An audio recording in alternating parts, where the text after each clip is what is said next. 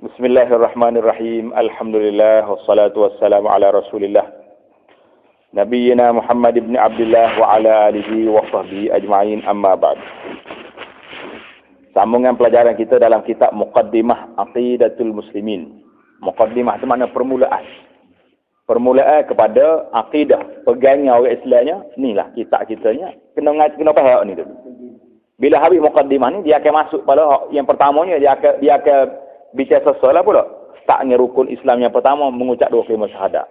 Jadi nak bahas tentang syahadah tu lagu mana. La ilaha illallah. Lepas tu beriman kepada, billah wa malaikati. Beriman dengan malaikat, beriman dengan kitab. Tu dia panggil secara tafsil, secara panjang. Jadi kita ni muqaddimah ni, secara lengkap biar kita lalu. Jadi kita ni kalau boleh faham muqaddimah ni pun, banyak dalam orang panggil pegangnya sipulan kita tu ada tunggu tak berkata. Kita faham. Tidak kata agama lagu mana. Dengar cik ajar ni dulu kat pakai jadi gitu. Pakai tak boleh kaji balik. So, boleh ke lagu tu? Tak erok lah kita nya pakai hok dengar dulu. Betul ke tak betul? Sama ke masa kita tengah duduk. Ingat tak ingat orang panggil. Jadi lo ni kita sendiri kena ingat, kena faham. Jadi perbahasan kita hari ini iaitulah tentang iman dan Islam. Kita sudah ingat dah. Iman tu apa dia? Perkara-perkara yang gaib, yang dalam hati. Islam tu perkara yang zahir. Ingat ada perbezaan dia. Iman lagu mana? Perkara yang gaib, yang duduk dalam hati. Sipulan dalam hati, itu iman. Hak zahirnya dia panggil Islam. Sebab itulah orang ni tak boleh jadi Islam kecuali dia kena ada iman. Tak boleh jadi iman, sempurna iman dia kecuali kena ada Islam. Jadi iman dengan Islam ni sebagai ibarat burung kena terbang dua sayap. Burung boleh terbang satu sayap, jatuh lebok lah dia. Jadi iman dengan Islam dua beradik kembar yang tak boleh berpisah. Jadi ada orang Islam saja. Iman tak ada. Ada. Dia semaya tapi tak percaya pada Islam. Sudah semaya, royak Islam ni sekat semaya ya. Orang lain tak boleh. Tak ada. Ada orang iman saja. Percaya tu ada. Semaya ada. Maksiat buat. Itu pun satu penyakit lain pula. Jadi kita tak nak. Kita nak Islam dengan iman ni dua beradik kembar yang tak boleh berpisah. Jalan sekali semua. Tersebut dalam hadis sabda Rasulullah sallallahu alaihi wasallam kepada rombongan Abdul Qais. Abdul Qais ni mari jumpa Nabi sallallahu alaihi wasallam. Dia kata apa?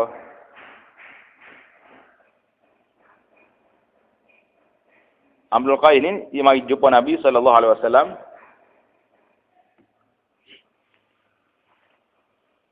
Jadi Nabi kata apa? Amurukum bil imani billahi wahdah. Atadruna mal imanu billahi wahdah? Syahadatu an la ilaha illallah wahdahu la syarika lah. Wa iqamus salati wa ita'uz zakah. Wa an tu'addu khumusa ma ghanimtum. Muttafaqun alaih. Jadi maksud dianya, aku menyuruh kamu beriman dengan Allah yang Maha Esa. Nabi kita ajar kepada rombongan ni, aku suruh kamu beriman kepada Allah Ta'ala yang Esa. Tak boleh duduk bimbing orang lain, bimbing Allah saja. Adakah kamu mengerti apa dia yang dikatakan beriman dengan Allah yang Maha Esa itu? Jadi soalan Nabi tanya pula, kamu tahu ke apa dia beriman dengan Allah Ta'ala tu? Apa dia benar beriman dengan Allah? Tahu ke tak tahu? Iaitulah penyaksian. Nabi kita urah balik, maksud beriman dengan Allah Ta'ala itu iaitulah penyaksian bahawa tidak ada Tuhan yang sebenar yang berhak disembah melainkan Allah yang Maha Esa. Maknanya beriman dengan Allah Ta'ala itu maksudnya Allah Ta'ala sahaja yang berhak disembah. Tidak ada sekutu baginya. Yang kedua mendirikan sembahyang. Mula-mula start kena beriman dengan Allah Ta'ala dulu. Tak ada sekutu, tak ada syirik. Sekutu itu makna syirik. Yang kedua mendirikan sembahyang. Yang Nabi kita ajar sebahagian daripada rukun Islam. Mengeluarkan zakat dan menunaikan 1/5 daripada harta rampasan perang. Ini kita tak ada dengar kali. Zakat tak ada dengar, kaji buat. Tapi harta rampasan perang ni macam mana pula? Jadi boleh jadi masa tu zaman orang berjihad. Jadi bila orang perang berjihad, boleh harta kita kata sejuta. Dengan barang-barangnya, dengan hambanya, dengan senjatanya dapat sejuta penilaian. Jadi 1/5 kena keluar kepada Allah dan Rasul. Mana ambil 1/5, bayar dulu. Macam kita, kalau kita, harta kita boleh nego ni, zakat. Harta rampasan perang ni, 1/5 dipanggil lillah. Al-Khumus dipanggil. 1/5. Maknanya kalau boleh sejuta, 1/5 daripada sejuta berapa? 200,000. 200,000 ambil, tabung, masuk tabung kerajaan. Cabut. Untuk kerajaan, lillah wali Rasul. Untuk nak buat berapa lah? Nak buat bagi patu miskin, bagi ke surau. Yang mana buat pembangunan, untuk kerja-kerja, pengurusan. 800,000 lagi, bagi kepada orang-orang yang hadir peperangan hari itu. Mana kalau perang hari itu boleh berapa orang lagi? 8,000 orang. Boleh satu biasa kali. Begitulah. Mana kalau pergi 80 orang, banyaklah bolehnya. Jadi, atas bilangan orang. Yang pentingnya 1/5 itu kena bayar kepada kerajaan, dipanggil khumus. Lillahi wali Rasul. Untuk pengurusan apa-apa saja yang ada. Putih boleh, pahala boleh. Dan untuk keluarga Nabi, keluarga yang terdekat yang tak boleh terima zakat, dia boleh terima khumus. Hadis ini memberi faham kepada kita betapa adanya hubungan yang erat di antara iman dan Islam. Jadi kita bukan nak bilang rukun iman Islam, sesadah kita bilang dari bawah ni. Nak rakyat di sini, Nabi sebut dua. Iman, solat, zakat. Jadi, di mana Islam itu sendiri menjadi salah satu prinsip iman. Jadi kalau orang tak beriman, dia tak buat. Dan iman itu pula dilahirkan dengan Islam secara amali. Faham dah kita? So, akan terima Islam ni, amal yang kita buat ni, kalau orang ni tak ada iman, dia pergi zakat. Cina, tokel besar, kalau keren ni, zakat kepada orang. Boleh? Ambil lah duit dia zakat tu. Tapi jadi ke tak jadi? Tak jadi sebab dia tak ada iman. Dia tak beriman. Jadi, tak boleh. Tak cukup syarat.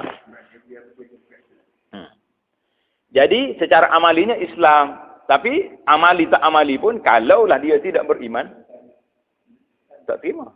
Tak terima. Dengan iqrar syahadah, mengerjakan ibadah dan melaksanakan hukum syariat dalam semua perkara.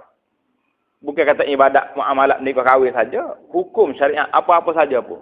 Bak undang-undangnya, bak jual belinya, bak pergaulannya, bak pakaiannya, itu dipanggil undang-undang syariat.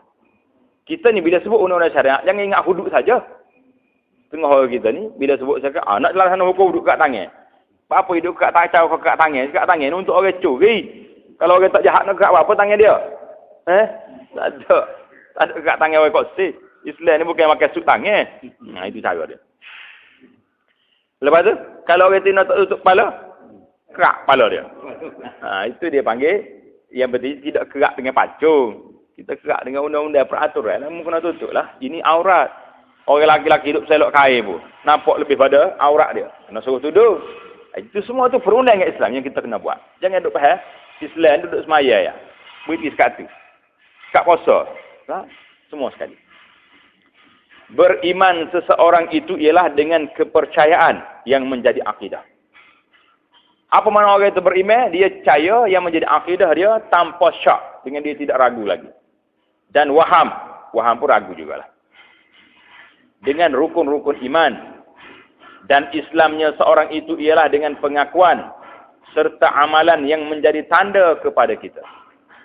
Namun begitu, sekiranya berlaku ikrar syahadah dan menunaikan fardu. Kalau orang ni ikrar syahadah, kata la ilaha illallah, sunnah dah semaya, sedangkan hatinya tidak ada kepercayaan. Hati tak percaya ke Tuhan. Maya-maya juga nak suruh orang pilih. Atau ragu-ragu. Atau tidak memperakui akan hukum-hukum Allah. Apa jadi orang ni? Maka seorang itu dihukum tidak beriman walaupun masih dinamakan Islam. Sebagaimana yang berlaku kepada setengah orang-orang Badui di zaman Nabi SAW. Jadi ada orang Badui, dia mari jumpa Nabi SAW. Mari ngaku beriman. Sebabnya boleh benda. Nabi bolehlah kambing, boleh gapo klik kapur dia. Tak biar iman lagi, dia tak percaya, dia nak bagal. Jadi masalah Badui zaman dulu. Badui zaman dulu ni ada ke tak ada? Ada juga. Mari ai, ambo sekali dah tu. Dia boleh kambing dia klik, tak perak tak mari-mari dah. Badui zaman Melayu. Badui zaman kita pun serupa juga. Bukan ada badui ni Arab saja. Salah kawan. Lalu saya cerita dia ni. Habislah kita masuk dalam bab yang ke-8, iman tidak boleh dibahagikan, dibelah bahagikan. Jadi iman tak boleh nak main belah-belah. Ambil sekerak, tinggal sekerak. Tak boleh lagi tu. Bukan semua nak makan benda. Nak makan benda dalam hidangnya kita boleh pilih. Nak goreng ke nak bola. Iman dengan Islam ni tak boleh nak ambil sekerak-sekerak. Kena telai belakang kok. Iman tidak boleh dibelah bahagikan dengan dijuzuk-juzukkan. Mana juzuk-juzuk tu dia bagi-bagi, tak boleh. Tangan dia main sekerak-sekerak. Maka sesiapa yang kufur dengan satu rukun daripadanya, berarti kufur dengan semuanya. Aku percaya belakang, okneh tu. Kau malaikat je tak percaya sebab tak aja gelih. Apa jadi? Kafir belakang. Percaya belakang lain tu. Tapi hari akhirat ni berasa macam tak ada ya. Kok gitu aja klik mari royak tu. Apa jadi? Kafir belakang. Mana tolak tolak semua. Tak boleh nak bagi. Tak boleh nak bagi kira. Ataupun kufur dengan beberapa perkara daripada rukunnya juga menjadi kufur. Percaya belakang dah. Maya molek masjid semua duduk. Piah serba pula. Puasa tak tinggal. Haji ke Mekah tak tahu. Apa bila orang royak kata riba haram, air tak boleh hak ni. Hak ni ekonomi. Sudah. Tak boleh. Mana tak sempurna lagi. Jangan main. Mestilah beriman dengan Allah Subhanahu wa taala, kita mesti beriman. Firman Allah Taala, "A'udzubillahi minasyaitonir rajim. Faman yakfur bit-taghuti wa yu'min billahi faqad istamsaka bil 'urwatil wusqa. La infisama laha wallahu samii'un 'alim." Surah Al-Baqarah ayat 256. Maksudnya, maka barang siapa yang kufur dengan taghut. Mana kalau kita berlawan, engkar dengan taghut. Gapo dia taghut ni? Kita dah cerita dah baru ni. Apa dia tahu? Toko. Lagi? Ulang kaji balik. Apa dia tahu? Apa yang? Berhal itu dengan syaitan. 2, 3. Orang yang dibenarkan orang sembah dia. Orang ni benar orang sembah dia, pergi sujud dia. Tu tahu. Lagi? Ingat balik tahu tu apa dia? Tahu lagi, iaitulah pemerintah yang tak mahu laksana hukum Islam. Tahu. Apa lagi? Jadi itu semuanya termasuk tahu. Jadi siapa yang tolak tahu, kufur dengan tahu dan beriman dengan Allah. Dia percaya kepada Tuhan, maka sungguhnya dia telah berpegang dengan simpulan yang amat kuat. Jadi bila tolak tahu, beriman dengan Allah, inilah orang yang pegang dengan simpulan agama yang kuat. Itu ayat yang pertama. Ayat yang kedua, mestilah beriman dengan Rasul-Rasul alaihimussalatu wassalam yang kita sebut dah. Berapa ratus orang Rasul? Rasul semua sekali. Berapa ratus orang? 300. Dah tu Nabi, ni Rasul. 313 orang. Mana firman Allah Ta'ala? Innal ladzina yakfuruna billahi wa rusulih wa yuriduna an yufarriqu bainallahi wa rusulih. وَيَقُولُونَ نُؤْمِنُ بِبَعْضٍ وَنَكْفُرُ بِبَعْضٍ وَيُرِيدُونَ أَنْ يَتَّخِذُوا بَيْنَ ذَلِكَ سَبِيلًا أُولَئِكَ هُمُ الْكَافِرُونَ حَقًّا وَأَعْتَدْنَا لِلْكَافِرِينَ عَذَابًا مُهِينًا. Surah An-Nisa ayat 150 dan 151. Maksudnya, sesungguhnya mereka yang kufur dengan Allah dan Rasul-Rasulnya dan hendak membeza-bezakan antara Allah dan Rasul-Rasulnya. Nak beza. Rasul ni percaya, Rasul ni tak percaya. Dan berkata kami mahu beriman kepada sebahagian dari Rasul-Rasul itu dan kami tidak mahu beriman kepada sebahagian yang lain dan hendak mengambil jalan di antara itu, maka mereka itu ialah sebenar-benar kafir. Manakala orang nak beza Rasul. Dan kami telah sediakan bagi orang-orang kafir itu azab yang hina. Berat ke tak berat? Salah ke tak salah? Beza antara Rasul-Rasul? Salah. Kalau tak salah tak kata Tuhan marah siapa gini tak? Sabda Rasulullah sallallahu alaihi wasallam, "Wallazi nafsu Muhammadin biyadihi, la yasma'u bi ahadun min hadhihi al-ummati yahudiyyun wala nasraniyyun thumma yamutu wa lam yu'min billadzi ursiltu bihi illa kana min ashabin nar." Hadis riwayat Muslim. Maksudnya demi Tuhan yang diri Muhammad dalam kekuasaannya, tidak ada seorang pun dari umat manusia ini, sama ada Yahudi atau Nasrani, yang mendengar akan risalahku, yang dengar tentang kerasulan Nabi Muhammad sallallahu alaihi wasallam, kemudian dia mati, sedangkan dia tidak beriman dengan Islam yang aku diutuskan membawanya, melainkan menjadilah ia dari ahli neraka. Mana tak ada siapa berdengar Nabi atas dunia ni, tapi dia tak beriman dengan Rasulullah. Tak kira orang Kristian, orang putih, orang hitam, orang kelabu, orang apa saja, maka orang ni masuk neraka. Tak boleh. Mesti kena beriman dengan Rasulullah sallallahu alaihi wasallam. Itu dua. Yang ketiga, mesti beriman dengan malaikat. Firman Allah Taala, "Wal mu'minuna kullun amana billahi wa malaikatihi." Al-Baqarah ayat 285. Maksudnya demikian pula orang-orang yang beriman, semuanya beriman kepada Allah dan malaikat-malaikatnya. Orang beriman kepada Allah dan malaikat. Tak boleh lagi dah. Firman Allah Ta'ala lagi, "Man kana aduwwan lillahi wa malaikatihi wa rusulihi wa Jibril wa Mikal, fa inna Allaha aduwwun lil kafirin." Al-Baqarah 98.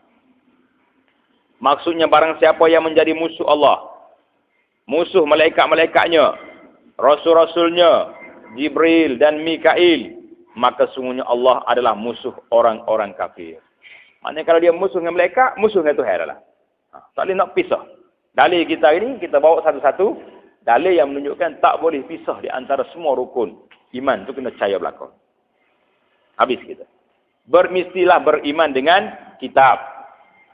Firman Allah Ta'ala, "Ya ayyuhalladzina amanu aminu billahi wa rasulih wal kitabil ladzi nazzala ala rasulih wal kitabil ladzi nazzala ala rasulihi wal kitabil ladzi anzala min qabl."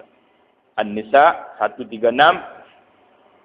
Maksudnya, wahai orang-orang yang beriman, tetapkanlah iman kamu kepada Allah dan Rasulnya dan kepada kitab Al-Quran yang telah diturunkan kepada Rasulnya Muhammad sallallahu alaihi wasallam, dan juga kepada kitab yang telah diturunkan dahulu daripada itu. Maknanya ini ayat dalil kena beriman dengan apa?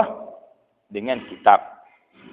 Sabda Rasulullah sallallahu alaihi wasallam, "An Ibni Abbas radhiyallahu taala anhuma anna Abdullah bin Salam wa jama'atan min qaumihi atau Rasulullah sallallahu alaihi wasallam faqalu ya Rasulullah inna nu'minu bika wa bi kitabika wa Musa wat Taurah wa Uzair wa nakfuru bima siwahu minal kutubi war rusul."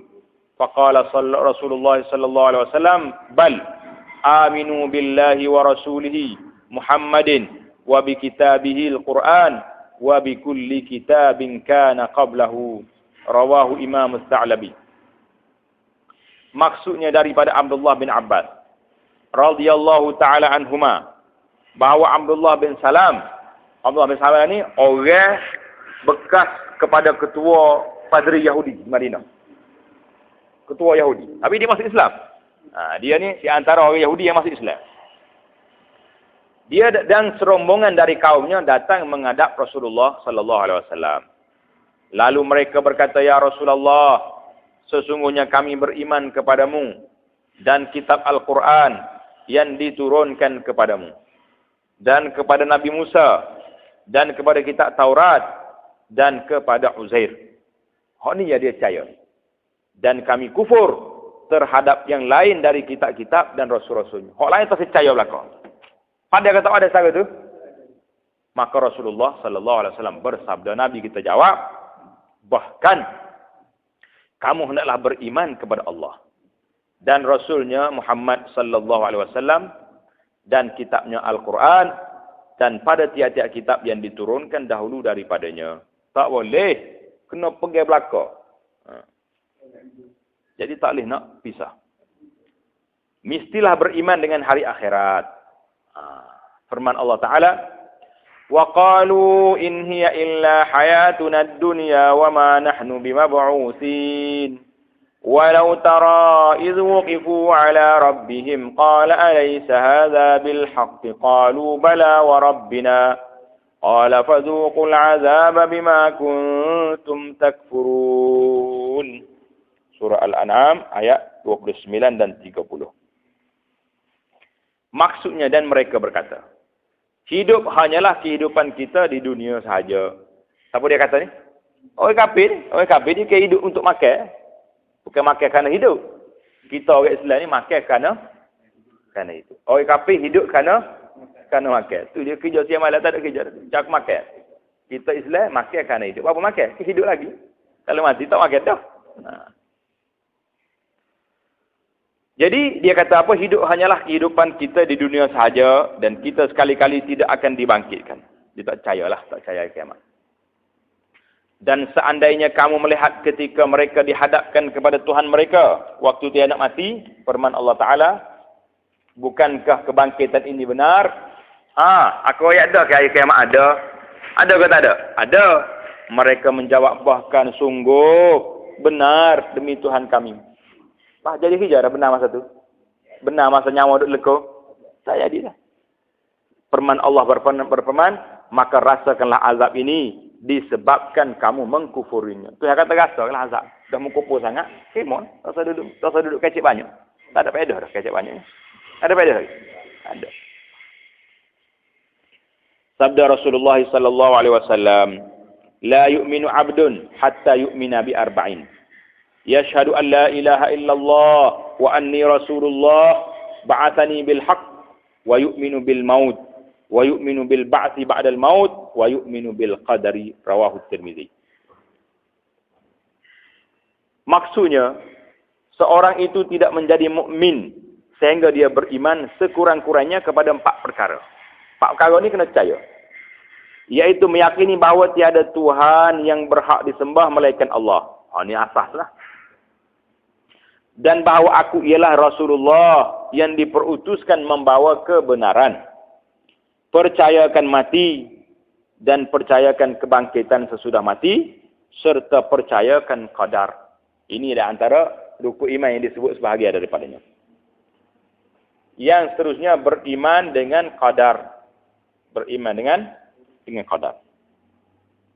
Firman Allah Ta'ala, inna kulla syai'in khalaqnahu biqadar. Suratul Qamar ayat 49. Maksudnya sesungguhnya kami mencipta segala sesuatu menurut ukuran. Qadar, ukuran tertentu dah. Tak lari dah. Ukuran umur kita 60 tahun, 70 tahun. Boleh lebih pada tu. Tak pergi dah dianya. Sekati. Tak usah tarik. Kalau tarik dengan wayar di hospital. Tak berapa hari doktor nak jaga dengan wayar. Tu alat-alat dia isi tu. Anak kita betul ingat nak bayar ada banyak-banyak. Padahal doktor kalau umur dia sekatu juga. Tak. Firman Allah Ta'ala lagi, وَمَنْ يَتَّقِ اللَّهَ يَجْعَلْ لَهُ مَخْرَجًا وَيَرْزُقْهُ مِنْ حَيْثُ لَا يَحْتَسِبُ وَمَنْ يَتَوَكَّلْ عَلَى اللَّهِ فَهُوَ حَسْبُهُ إِنَّ اللَّهَ بَالِغُ أَمْرِهِ قَدْ جَعَلَ اللَّهُ لِكُلِّ شَيْءٍ قَدْرًا. At-Talaq ayat 2 dan 3. Maksudnya barang siapa yang bertakwa kepada Allah, nascaya dia akan mengadakan baginya jalan keluar. Kalau kita susah dengan takwa tu hawi senang. Minta Tuhan kita lagi susah, lagi jauh dengan Tuhan. Lagi tak semaya, lagi berderhaka kepada Allah. Lagu mana Tuhan nak senang. Dan memberi rezeki dari arah yang tiada disangka-sangka. Orang takwa Tuhan jamin nak beri rezeki dia. Dan barang siapa yang bertawakal kepada Allah, nascaya Allah akan mencukupkan keperluannya. Tuhan cukup. Sesungguhnya Allah melaksanakan urusannya. Sesungguhnya Allah telah mengadakan ketentuan bagi tiap-tiap sesuatu. Sabda Rasulullah sallallahu alaihi wasallam, "Lau anna li ahadihim mithla Uhudin zahaba fa'anfaqahu ma qabilallahu minhu hatta yu'mina bil qadar. Maksudnya kalaulah seorang dari kamu, dari kalangan mereka membelanjakan emas sebesar Bukit Uhud. Bukit Uhud ni besar mana? Panjang dia 6 kilometer. Besar tak besar Bukit Uhud. Nascaya Allah tidak menerimanya sehinggalah dia beriman dengan qadar. Maknanya, kita jelaslah kepada kita ini dalil-dalil bahawasanya kita ini mesti beriman dengan semua rukun iman ni, tak boleh nak kurang, tak boleh nak tambah, tak boleh nak reka-reka sendiri. Jadi kita akan masuk perbincangan kita dalam iman yang syumul pula insya-Allah taala.